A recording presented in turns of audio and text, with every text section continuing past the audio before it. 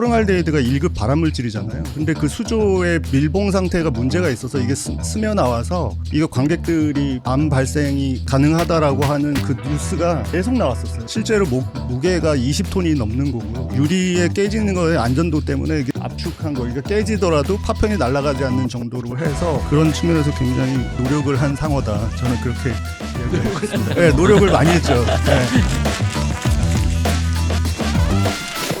예술에 지나치게 빠진 자들의 리얼 토크쇼 예술탐닉의 호스트를 맡은 이지연입니다. 오늘은 한 작가의 아주 핫한 전시를 두고 이야기를 나눠보려고 합니다. 논쟁의 중심에 선 예술가 데미안 허스트입니다. 35년 전 죽은 상어 한 마리로 미술계를 뒤집었고 지금은 60세가 되어 서울에 왔습니다. 지금 한국에서 가장 핫한 전시인데요. 오늘 전문가분들을 모시고 이 전시에 대한 다양한 생각을 한번 나눠보도록 하겠습니다. 안녕하세요. 예술탐닉의 고인물 이장옥입니다. 안녕하십니까, 작가 최기창입니다. 네, 안녕하세요. 미술사 연구자이면서 국립미술관에서 지금 일하고 있어서 이 토론에 참여하겠습니다. 본격적인 이야기에 앞서서 좀 가벼운 이야기로 시작을 해보고 싶은데요. 사실 이 전시 처음 시작할 때 이제 포스터 나왔을 때 표기법에 대한 이야기가 좀 나왔어요. 그러니까 미술계에서 흔히 이제 데미안 허스트라고 이야기를 해왔는데 전시 제목에 데이미언 허스트라고 적혀서 사람들 사이에서 약간 의아하다는 반응? 이 표기법이 아무래도 생소하다 보니까 전시 처음 딱 보셨을 때 어떻게 생각하셨는지 궁금하더라고요. 그 네덜란드 가서 반고우 전시 어디서 보냐고 이렇게 물어보면 사람들이 상당히 잘 인지를 못한다고 하더라고요. 이러는 것 같아요. 나라에서 불리는 말을 써주는 게 좋을 거라고 생각을 하고요. 데미안이랑 같은 스펠링 쓰는 다른 가수들도 있잖아요. 뭐 데미안 라이스라든가 뭐 3음절로 쓰고 있죠. 근데 이제 4음절로 썼다라고 하는 거는 발음 기호가 중모음이라고 하더라도 요거는 다른 거기 때문에 의도적인 선택일 거라고 저는 생각을 하고요. 그래서 뭐 이게 데미안 호스트든 데이미안 호스트든 자장면이든 짜장면이든 작업만 좋으면 되는 거 아닌가, 뭐 그런 생각을 해봤습니다. 지금 이제 60세가 된 데미안 허스트, 네, 많은 히스토리가 있겠지만 여기 계신 패널분들은 호불호 그 어디쯤에 있었나요? 보기 싫어도 이렇게 자꾸 이렇게 보게 되는 작가. 몸에 있는 뭔가 여드름을 짜요. 너무 더럽잖아요. 그런데 이제 뭔가 자꾸 보게 돼. 어떤 자극을 통해서 계속 흥미를 끌게 되고 내가 왜 이런 반응을 하지? 라는 생각을 하게 하는 그런 작가라고. 작가가 어떻게 가야 되는지, 작가가 얼마나 시대를 향해서 얘기할 수 있는지 보여주는 작가였다고 저는 생각했어요. 한때는 저한테 영감이고 좋아하는 작가였습니다. 좋아했었다. 네. 했었었다? 이제 허스트의 대표작을 좀 떠올려 보면은 이제 죽은 상어를 포름알데히드에 담갔다거나 아니면 뭐 충격적인 비주얼을 보여준다거나 죽은 곤충과 동물을 본인의 재료로 쓴다는 것, 이거를 어떻게 보시나요? 생명에 관한 부분들은 거부감이 드는 것도 사실이기도 한데요. 하지만 중요한 거는 우리가 이 미술관 안에서 있는 이런 생명에 관한 문제는 굉장히 그 문제시하고 수많은 것들이 생기는데 미술관 밖 한 발자국만 나와도 수많은 생명이 다양한 방식으로 소비되고 있어요. 근데 그것에 대해서는 한편으로는 간과하고 너무 일상적으로 받아들이고 있다라는 것. 그걸 선명하게 보여줌으로써 어떤 담론을 하고 있는 것. 그런 부분들이 어떤 작가적 역량이 아닐까. 너무 많은 어떤 책의 표지와 기사와 이런 데에서 그 포름알데히드에 담긴 상어를 보다 보니까 이게 되게 막 저는 막 궁금하기도 하고 실제로 그 작업 앞에 사람들이 굉장히 많이 몰려 있더라고요. 1991년에 처음 공개됐을 때 정말 엄청난 충격을 줬다고 하잖아요. 이제 2026년 서울에서 이걸 마주한 감각은 어떠셨는지 사실 좀 궁금했습니다. 2004년도에 런던에서 봤었어요. 사실은 데미안 허스트의 전시가 서울에서 이루어질 거라고 생각해 본 적이 없었기 때문에 아주 오랫동안 잊고 있었다가 뭐 상어를 중심으로 얘기를 하자면 범인이 누군지 알고 있는 어떤 뭐 스릴러 영화 같은 그런 느낌이었고요. 사람들이 이제 너무 많아서 어쩔 수 없이 이렇게 밀려서 가까이 가서 봤는데 상어가 많이 늙었더라고요. 그리고 눈동자도 이렇게 돌아가 있고 좀 자세히 보게 됐는데 약간 연민도 느껴지고 노안도 오고 이러니까 네네네. 좀 약간 울세라나 뭐 써마지. 네. 제가 처음 해볼 때 너무 이렇게 사람도 많고 우발적으로 가게 돼가지고 다시 한번 갔었거든요. 근데 네네. 그때 마침 상어 있는 전시관이 문을 닫았더라고요. 무슨 이유인지는 공개하지 않았습니다만. 그래서 공짜로 전시를 보라고 했는데 들어갔더니 진짜로 사람들이 현저히 적게 돼 있더라고요. 여전히 사람들 마음속에 물리적으로는 알 수 없지만 어떤 상어에 대한 욕망이 상어 없다는 게 공지가 돼 있었나요? 공지가 밖에? 됐었어요. 네. 인스타그램에 네. 저도 정보를 봤던 네. 것 같아요. 뭐 위에서 울세라를 약간, 맞는지 뭔지 모르겠지만 저는 저는 사실은 그 뉴스가 조금 섬찟한 뉴스였거든요. 네. 아 이게 무슨 문제가 있는 거기 때문에 이거 문을 닫는다라고 생각해서 그 방에 이제 조금 옆으로 또 가면 그 천년 작업이 있잖아. 사실 저는 그게 더 충격적이었거든요. 유쾌하지 않은 풍경이잖아요. 어린이를 동반한 관람객도 꽤 많더라고요. 이 예술이 어떤 윤리의 예외지대인가라는 질문이 사실 여전히 들기도 했습니다. 이 부분은 좀 어떻게 보시나요? 2002년도에 그 인체의 신비라는 전시가 있었어요. 그야말로 그 서울이 완전히 그 인체의 신비전 때문에 난리가 났었던 저 전시인데 진짜 어렸을 때 대학로에 네. 보러 갔던 기억이 나요. 최종적으로는 관객이 200만이 들었었고요. 근데 그게 이제 사체에 대한 어떤 뭐 여러 가지 이제 윤리적인 문제 뭐 했지만 결국에는 거기에 200만 명의 아이들을 동반하는 부모들이 왔었는데 그 설문조사했을 때 결과가 뭐였냐면 교육적이기 때문이었어요. 그 전시를 보여준 이유가 파리와 소의 머리를 발견했다고 해서 그것을 긍정적인 아이디어 창의력으로 이렇게 발전하지 못한다라고 하는 것을 걱정하면은 미술관을 안 오시는 게 맞는 거지 그것을 굳이 보시고 충격받았다라고 하실 거는 아닌 것 같아요. 물론 이제 그거에 대한 사전 공지나 이런 거는 충분히 하는 게 맞다고 보고요. 비교적 최근인데 2022년도에 전남도립 미술관에서 금붕어를 링거팩에 넣어서 했던 작업이 있었는데 그게 이제 굉장히 많은 반발이 있어서 결국에는 철거가 됐거든요. 이런 지점도 사실 좀 불편함이 있는 것 같아요. 제 스스로에게 어떤 이 생명에게 그레이드를 나누게 되는 거. 금붕어까지는 좀 그래. 근데 파리는 괜찮아. 파리 목숨? 뭐 이렇게 되는 건가? 모기는 괜찮아. 뭐 이런 거. 네. 모기는 잡아 죽여야죠.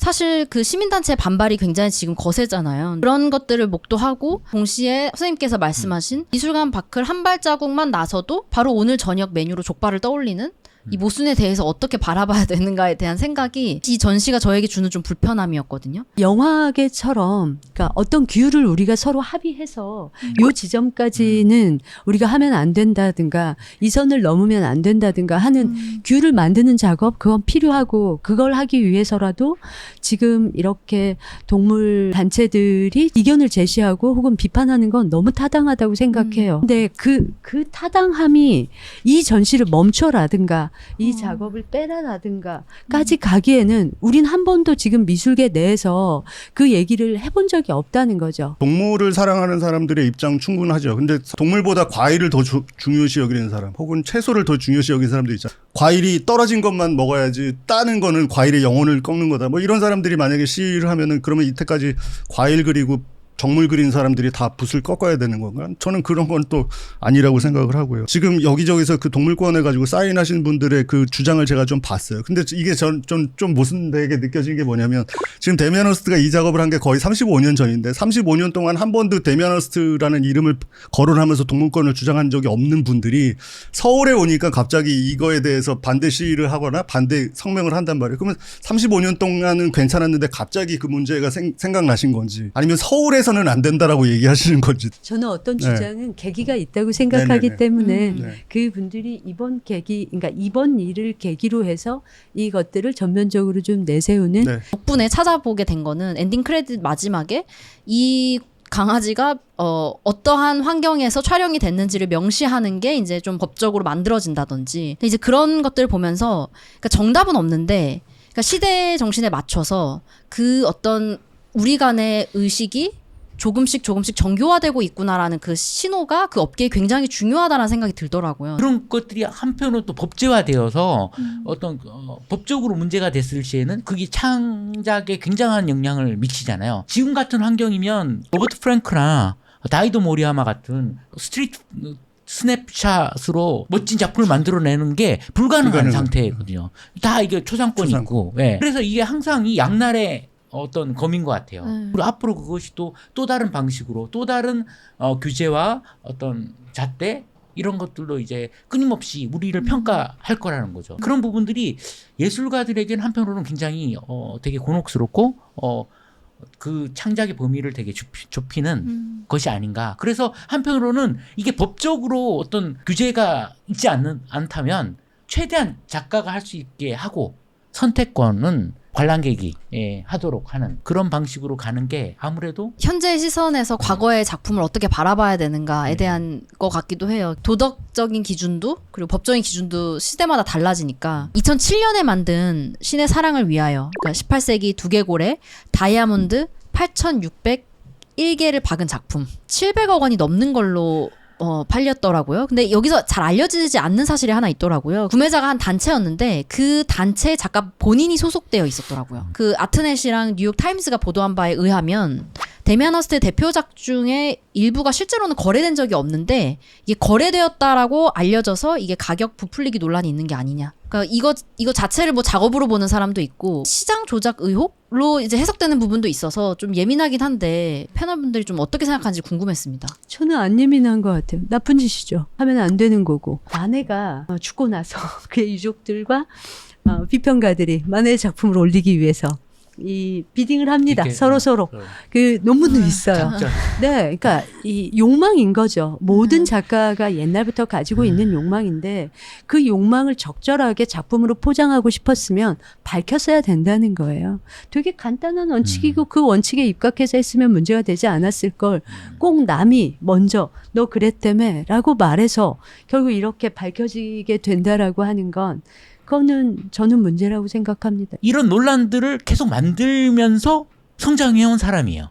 그리고 내가 어디까지 갈 수 있지? 라고 이제 그 욕망의 끝까지를 가서 사람들이 막 흔들어요. 그리고 결국 이걸로 뭐 예를 들어서 법정에서 뭐 페널티를 받거나 이러진 않았잖아요. 컨셉이라는 걸로 포장을 하게 됐고 그럼에도 불구하고 중요한 건 이렇게 했는데도 불구하고 가격이 떨어지지 않는다는 것. 이게 얼마나 자본주의의 어떤 끝을 보여주는 건가. 이 사람이 어렸을 때 이제 처음 죽음에 대해서 다루게 된 것 자체가 어렸을 때 할머니 따라서 네. 가톨릭 성당에 가서 야, 사람 놔주고 기도해봐야 또 뭐 이런 할머니 얘기를 들으면서 죽음에 대해서 막 진지하게 생각을 했는데 3일째 하나님을 믿던 방식을 이제 자본주의로 약간 쓴 거죠.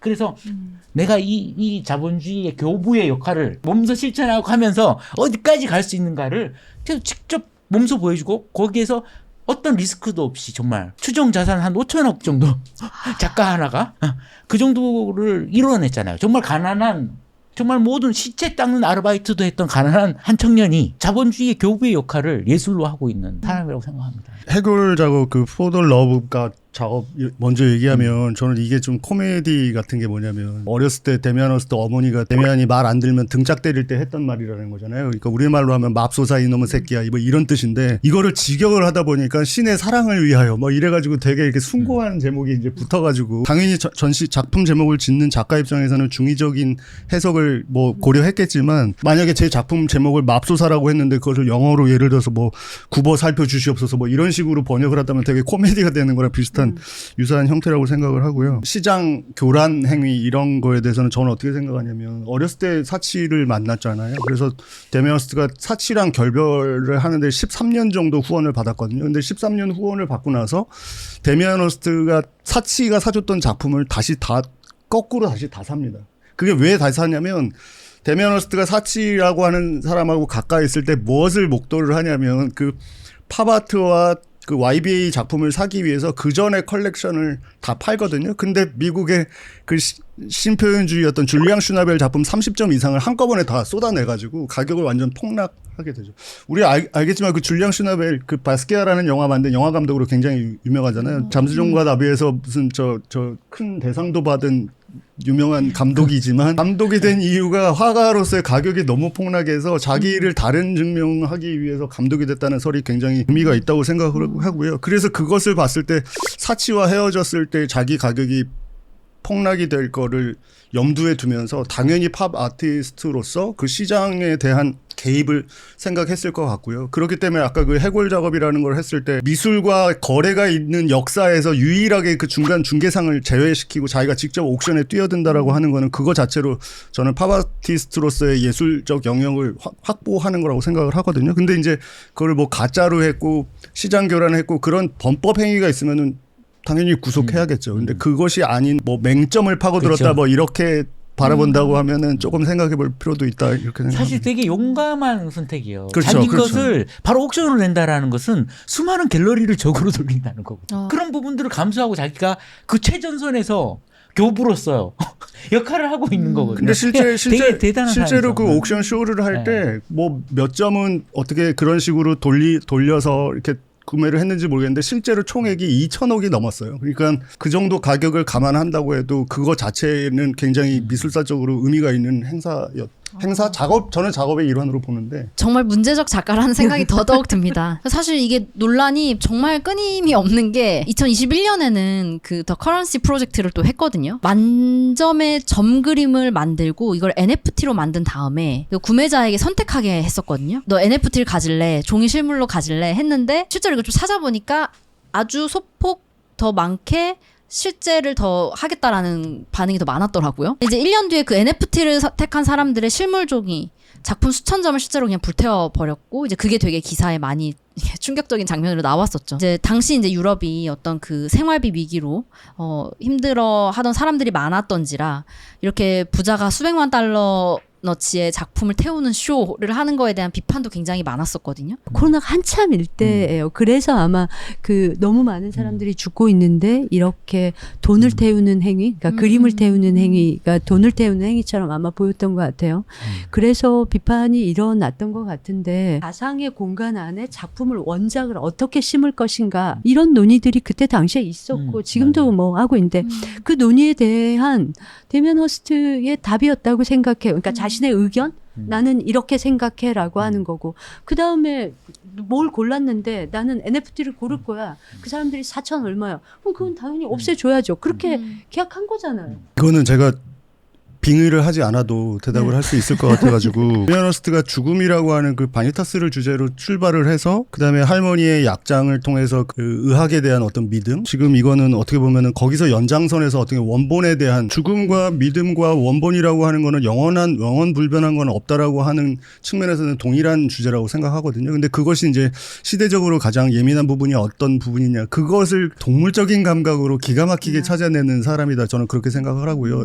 NFT 사실 저는 지금도 잘 이해가 안 가거든요. 그 개념에 대해서. 어떻게 보면은 이거는 뭐 디지털이나 과학이나 이런 부분에 대한 뭐 맹신 이런 거와 연결된 퍼포먼스고, 거기에 이상하게 또 코로나가 걸려가지고 이 사람이 어떤 인간적인 거를 이렇게 엮어서 그러니까 싫어하는 사람은 그냥 꼴 보기 싫으니까 이제 계속 쟤 저럴 줄 알았어 뭐 이런 식으로 연결되는 것 같은데, 그 적은 정보를 가지고 작가의 어떤 윤리성이라던가 그 사람의 어떤 그 악의적인 어떤 그 제작 습관이라고 이렇게 폄훼하는 거는 저는 조금 감정적인 판단 아닌가 그렇게 생각하고 있습니다. 그때 당시에 말하자면 NFT라는 것들이 되게 논란이 되고, 그리고 메타버스라는 것들이 막 급성 집에 거의 우리가 생활을 했지 않습니까? 되게 바깥에는 정말로 매일 누군가 죽어나가고 이동권 자체가 되게 힘든 상황이었는데, 그때 이 비슷한 실제로 펀드를 조성을 해서 원본 작품,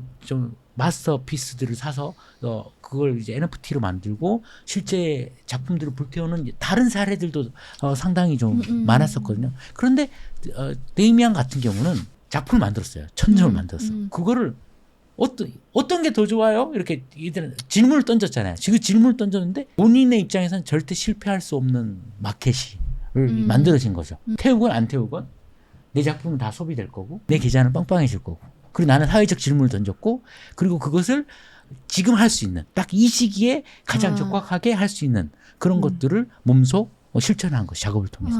그런 데다가 이전에 대단한 했던 거죠. 죽음의 문제와 연결해서 미술사 쪽으로 해석하는데도 아무 무리가 없고 감탄이 나고. 그 빨간 알약 먹을 거야, 파란 알약 먹을 거야, 이거는 그렇죠. 그 너무 정확하게 그 레퍼런스들이 있잖아요. 선택했을 때 바로 그 뒤에 삶이 어떻게 되는지에 대한 되게 정확한 어떤 예시 아닌가. 사실 그렇게 어떤 사회적인 현상에 그냥 정말 즉각 반응한다라는 속도감이 되게 놀라웠어요. 그러니까 사실 예술가들이 생각은 할 수 있는데 그거를 실천에 옮기는 게 사실 어려워서 우리 모두가 예술가가 되지 못하는 거잖아요. 근데 그 뭐 AI도 그렇고, 그러니까 데미안 허스트 찾아보면 정말 지금 이 시대에 있었던 굉장히 그 화두를 한국에 많이 보도되지 않는다거나 뭐 그래서 그렇지 그냥 정말 꾸준히 그거를 화두 삼아 왔다는 것이 되게 좀 놀랍게 느껴지는 지점이 좀 있더라고요.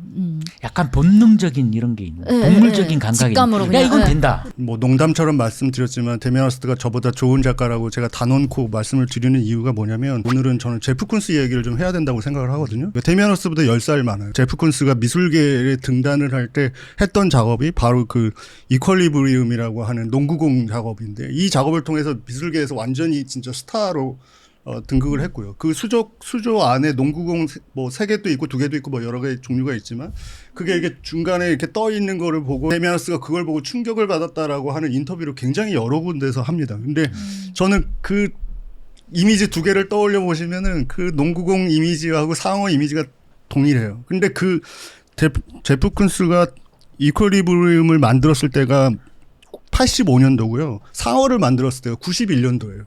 그러니까 6년밖에 차이가 안 나는데 그것을 자기화해서 실제 살아있는 생명체에 레디메이드를 해야 된다는 생각을 했다는 것은 정말 저는 놀라울 정도로 뛰어난 생각이라고 생각을 하고요. 이 이야기를 설명하지 못하면은 데미아너스가 그냥 정신이 나가가지고 소나 썰고 상어나 잡으러 다니고 이런 사람처럼 이해되는 게 저는 너무 싫어서 이 말씀을 드리는 거고요. 그래서 이 사람의 이 시대를 읽는 감각은 도대체 무엇인가? 저희가 데미아너스트 작품을 가져올 수는 없어서 제프 쿤스의 램프는 근데 저거는 제프 쿤스적이지 않다고 봐요. 왜 그러냐면 제프 쿤스하고 데미아너스트의 큰 차이가 뭐냐면 데미아너스트는 아까도 말씀드렸지만 살아있는 생명체를 오브제로 사용하기 때문에 1대1이에요. 실제 사이즈인데 제프 쿤스는 그게 아니라 그 크기를 엄청나게 키우고 그거를 되게 엄청난 공력으로 해가지고 그걸 만들어내기 때문에 저거는 이제 제프 쿤스의 작업이라고 제가 인정할 수가